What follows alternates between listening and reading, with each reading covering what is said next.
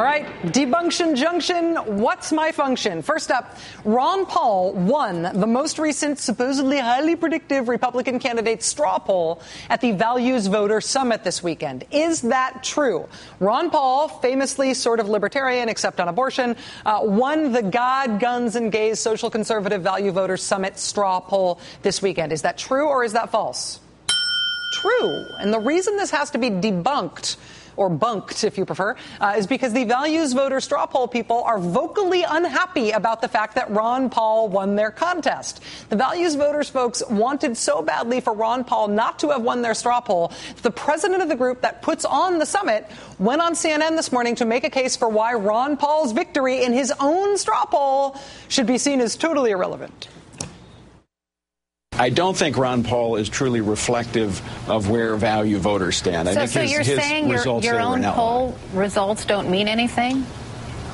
Well, no, I actually say, when you look at statistics, statisticians will look for outliers. I think Ron Paul's, when you look at everything, it's an outlier in this poll. Otherwise known as first. It is true that Ron Paul won the Values Voter Summit straw poll as much as the Social Conservative Values Voter Summit people wish that he had not. It is true. Next up, Jon Huntsman is polling at 3% in Iowa. The former Utah governor, Jon Huntsman, who gave his big foreign policy address today, trying to position himself as the only Republican in the race with any foreign policy experience at all, which is true. Jon Huntsman is out of his 1% in every poll doldrums, and hooray for Huntsman, he is now polling at a full 3% in Iowa as of today. Is that true or is that false? False. You may have been confused about this today if you saw this tweet from the folks at Public Policy Polling. Jon Huntsman leads Gary Johnson 3-1 for 8th place in Iowa. Then the tweet goes on, that's supporters, not percentages. We called the folks at PPP just to make sure we understood this.